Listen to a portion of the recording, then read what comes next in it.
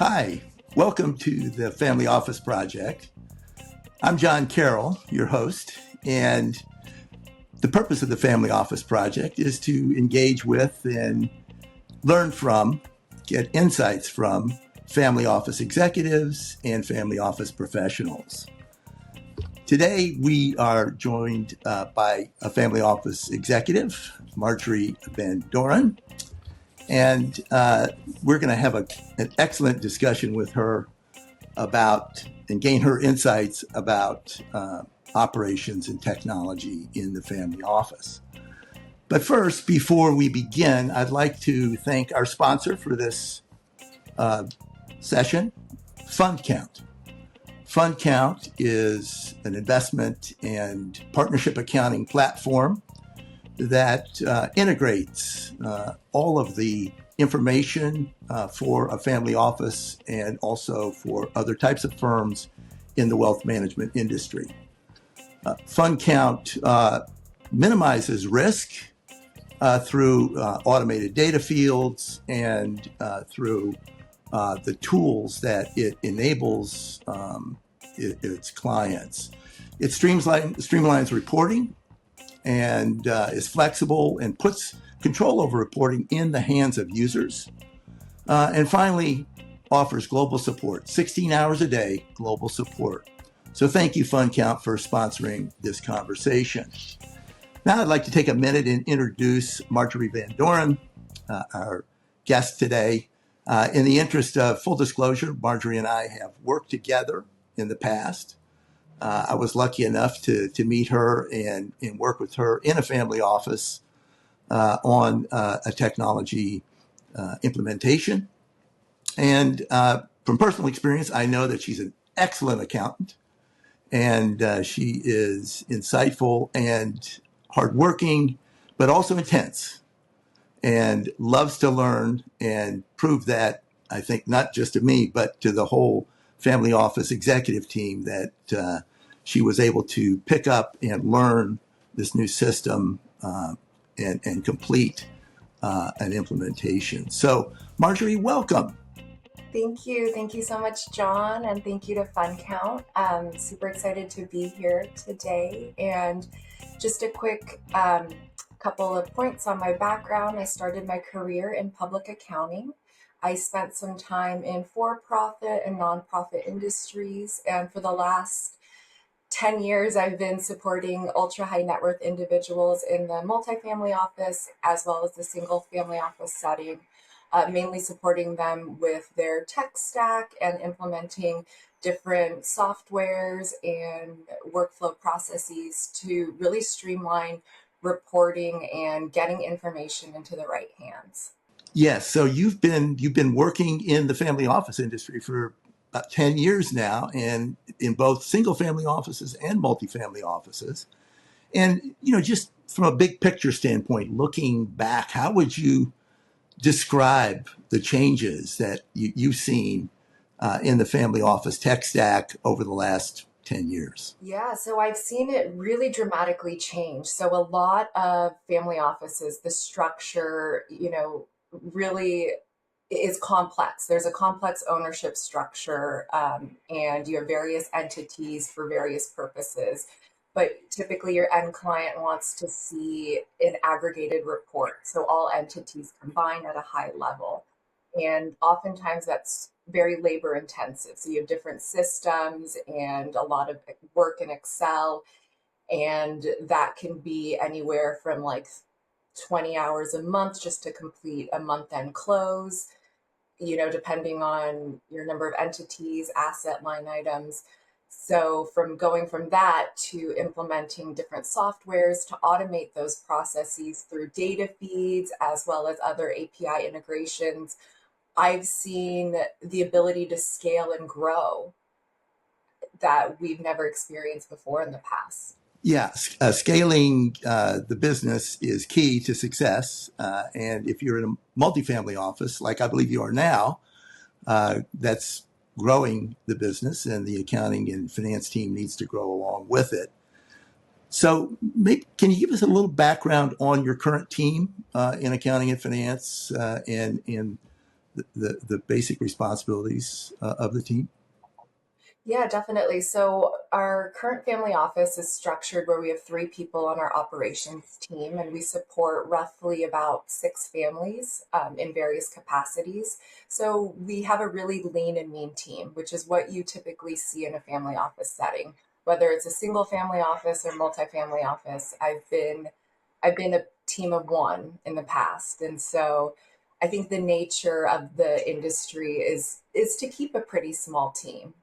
And how do you keep a small team, but as your investment portfolio continues to grow, how can you keep up with that? And I think that's the challenge that family offices have faced in the past. Do you hire more headcount and then have this additional expense, but then potential, you know, you're not utilizing that employee to their full potential, or you have as many hours, to allocate to them.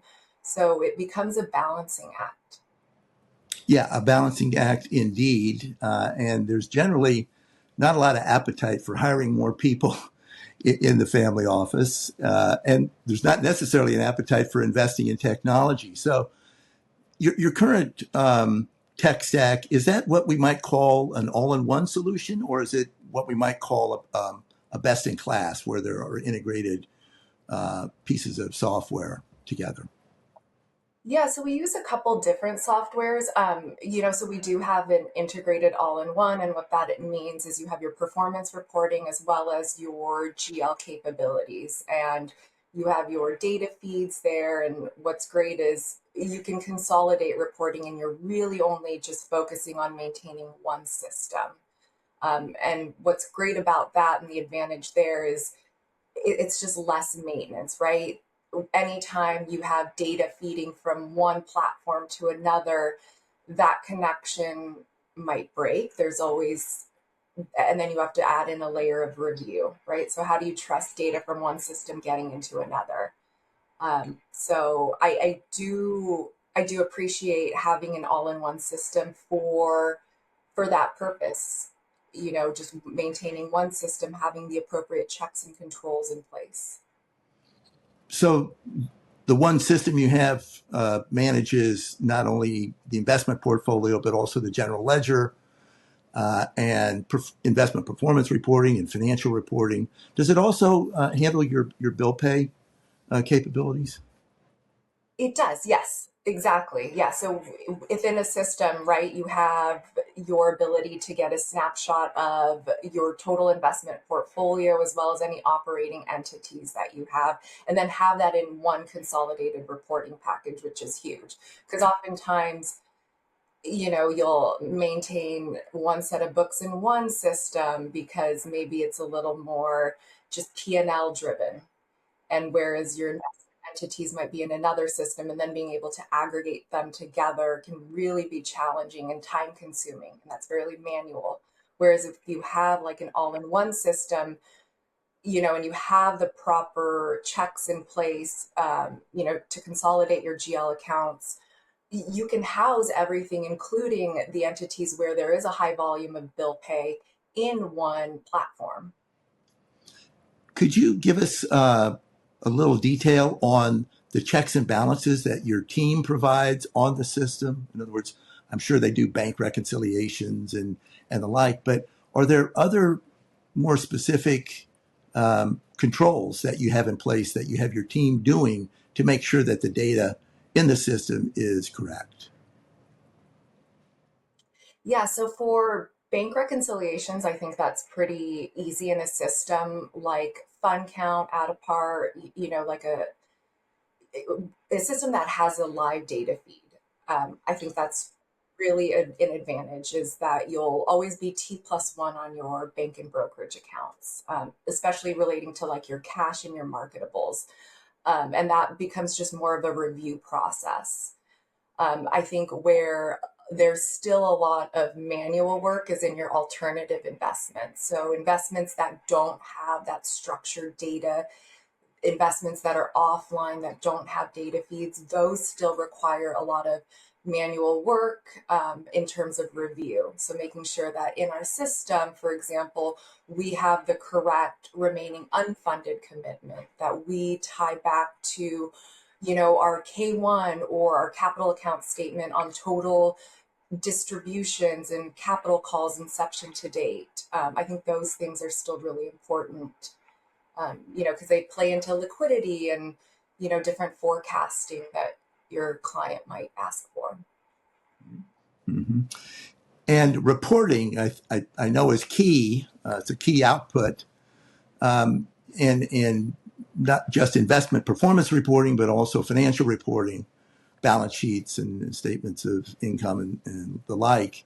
Are you able to get most of your reporting directly out of the system and distribute it to your clients without further manipulation? Yes, exactly. And I think that's what's great about a system like FundCount is, oftentimes family offices are the official books and records for, the family's entities. And so being able to, easily generate financial statements, send them to the tax preparer or whatever, government authority is requesting them is great. And then being able to aggregate, balance sheets across multiple entities.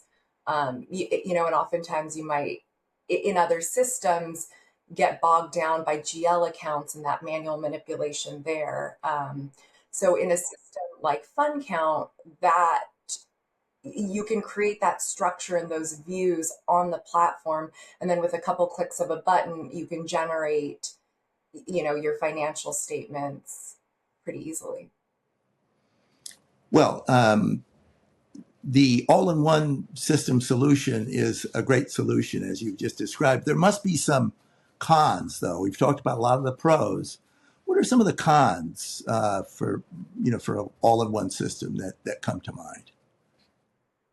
Yeah, so I think implementation, definitely. I think, oftentimes you hear a lot about implementations getting stalled. And well, why is that? Understanding one, first, your data, right? Do you have someone who knows your data in your current system, whether that's a QuickBooks or just Excel ledgers that you have? Do you have someone who knows that, and do you have information readily available? So like all your bank accounts and the entities that they are associated with, do you have this ownership structure laid out in a way that you can easily translate that into another system? So I think that gets a bit tricky, and can be a bit time consuming. And then also, um, with a system that's, all in one, you have an equity balance. So there's that check there to make sure any transaction you're making is still in balance. And so that's great, but I think you have to think about how you're going to approach the implementation from the get-go, so that come, a couple months down the line, you're not having to go back, reopen your equity balances for your balance forward period, and then essentially, I don't want to say start over, but then have to potentially redo some work. Mm-hmm.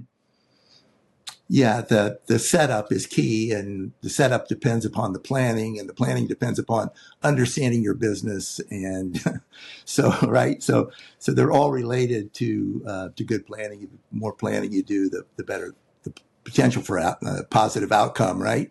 So while we're on this topic, are there any improvements or enhancements that you can envision for either your current system or an all-in-one system that would just make the team's life easier, make your life better? Yeah, so I think there are strides in that direction, and that would be around, the alternative investments. Right now, that's still so manual, and I know there's a lot of API connections with, service providers like Arch Labs and Canoe, that integrate with these, reporting systems and all in one. So I'm really excited to see the potential there, taking that unstructured data, the offline data, and having it become online. I think that will be the next step in family office reporting. I totally agree. And I think there are and have been some efforts on the illiquid side to aggregate data and present it in a data feed, but not there yet, not on par or anywhere near par with marketable securities data feeds. So got a ways to go yet, but you're absolutely right. That's sort of the next major step, isn't it, in improving the lives of the accounting and finance team in the family office. So, given the fact that you have worked with different platforms, I know you mentioned Fund Count. Appreciate that, and you're working with another platform currently. What sort of changes have you been able to implement in terms of process or risk management or any types of controls that were maybe above and beyond what the system was able to present you with? Yeah, so I think for the most part, the biggest time saver and the biggest like workflow improvement was the month-end reconciliation relating to the bank and brokerage accounts. So a system like Fund Count, what's so great is if you have just marketables, anything with a ticker symbol or a QSIP, those transactions automatically get pulled through the data feed. So something like a reinvested dividend might be two transactions in a different system. With Fund Count, it's an automated transaction. So what that means is it saved me, at least 3 minutes in account, right? If there's just one transaction per account. But, when you're thinking about family office, we're thinking volume, right? So that 3 minutes times, 25 accounts, 5 times a week, it's huge time saving. So that in itself right there, I think is the biggest improvement, just relating to your marketables and anything that's coming through the data feed of your bank and brokerage. And then being able to consolidate reporting, that's been really huge to take, operational entities that might have been housed in a QuickBooks platform in the past, bringing that onto an all-in-one platform, and then being able to show like a real picture of your asset allocation and your holdings. And then also just like one last thing is in Fund Count, they have a really great audit check, which I think is really huge. So you have the ability to easily see who's made what transaction when, what's been edited, and then transactions that get flagged because of certain tax laws. It creates a layer of check that you might not often think to employ in your workflow. Like, am I the correct tax lot? Is this transaction really, a return of cost basis? Things like that. I think the system does a really good job about flagging things like that, so that you become more of a reviewer than in like manually inputting data. Mm-hmm. And my guess is that as time goes on, that sort of transaction log and flags, the limits that are built into the system will be managed through artificial intelligence and produce outputs to you as a reviewer to say, hey, take a look at this. This falls outside the norm. And maybe it needs to be manually approved. Speaking of AI, do you have an opportunity to use AI in your daily work? I do. So I do use quite a bit of AI, and that's primarily through Arch Labs. That's the provider that we use for our alternative investments, and they leverage, a large language model as well as AI to retrieve statements and, parse out the information from, capital account statements or capital call notices, distribution notices, and what have you. Cool. So you're right at the forefront of the AI revolution. Good for you. And Arch is leading the way, I guess, in this management of this type of data, this information for family offices. Company to watch for sure. Um, I know that you've had deep experience working with crypto assets and faced what appeared to be at one point almost an insurmountable goal to input and to reconcile and to essentially record several years worth of crypto asset transactions into a system. And I know that you figured out how to do that.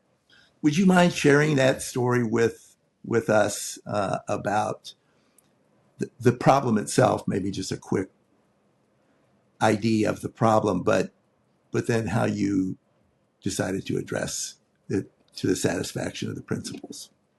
Yeah, so I think crypto in itself is an interesting asset to record because it's definitely offline, right? And that's another asset to watch for as, time progresses. Like how are platforms, institutions, how are they able to one relay that information down, and how can we automate that? Because right now, you oftentimes don't get a statement from some of these wallets. It's might maybe just a screenshot. You can maybe download transactions, but how do you reconcile your holdings to a ledger? And so in our case, I had a client who had an enormous amount of direct crypto holdings, and these were transactions that occurred, 2 years in the past. And they had somewhat good data. They had some screenshots and a lot of Excel downloads of the actual transactions. But, with crypto, you could be trading like a tenth of a unit, and you might trade that like 20, 30 times. And how do you aggregate that data? And also, it so old, you have to weigh like how much time do I really want to spend sifting through that data, and how can we still achieve performance on these past transactions to satisfy the client's need, but then how can we also be efficient with our time? And so in this case, we came up with this great idea to house the crypto in its own entity. Given the nature of the family office, crypto moved hands by way of various internal loans or agreements, and at a given time, it might be hard to decipher who actually owns that crypto and who has the gain versus the loss. And so, if we could show that just in one account, because really that's what our principal cared about, that would satisfy that need. So we aggregated the data, and we booked in aggregate the buys and sells for the month, and then we pulled pricing per month end for each token, and we imported that into one rolled up crypto entity. And then we were able to show at the holistic level those direct crypto holdings along with their performance metrics associated. Yeah, what a great solution, which actually was made possible because of the unique relationship that it was a family office and these assets were owned essentially by one family. So the entity that owned them wasn't as important as the ownership of the assets themselves. And so what a great solution you came up with. Um, on the topic of AI and crypto, do you see those as areas where your team should get or should get more training, more education? And if not, where should your team get more training and education? What areas and how?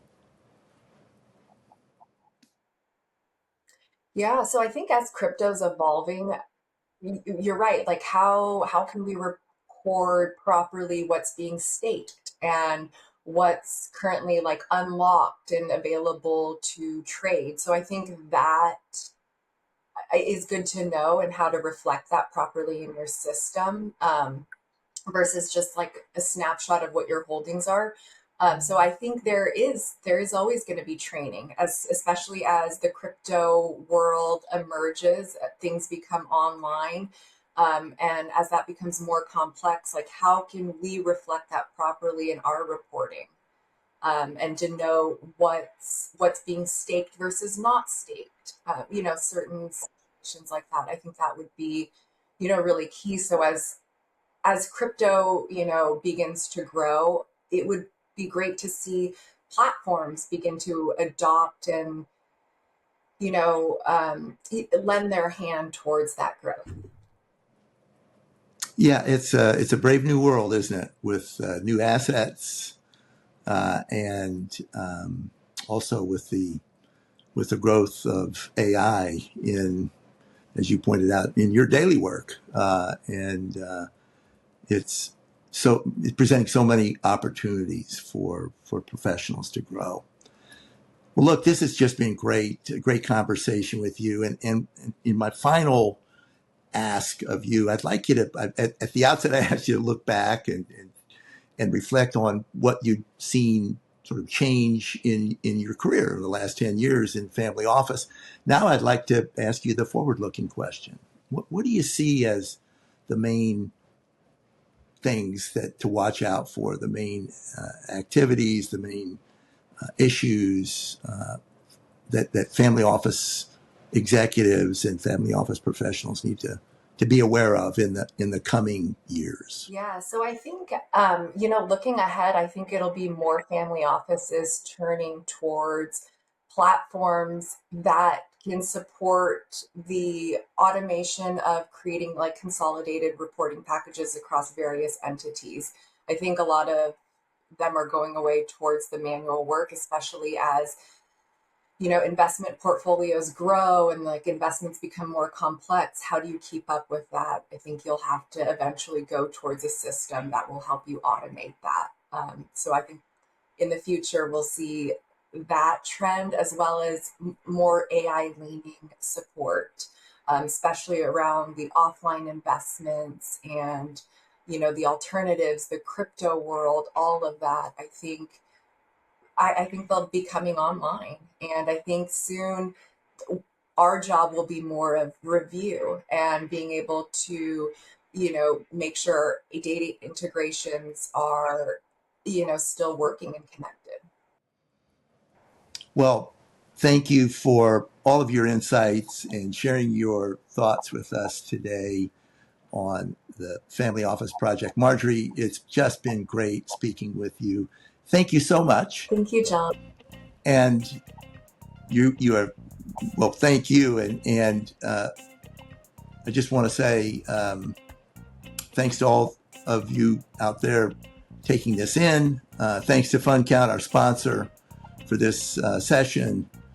So I'm Jon Carroll saying we'll see you next time.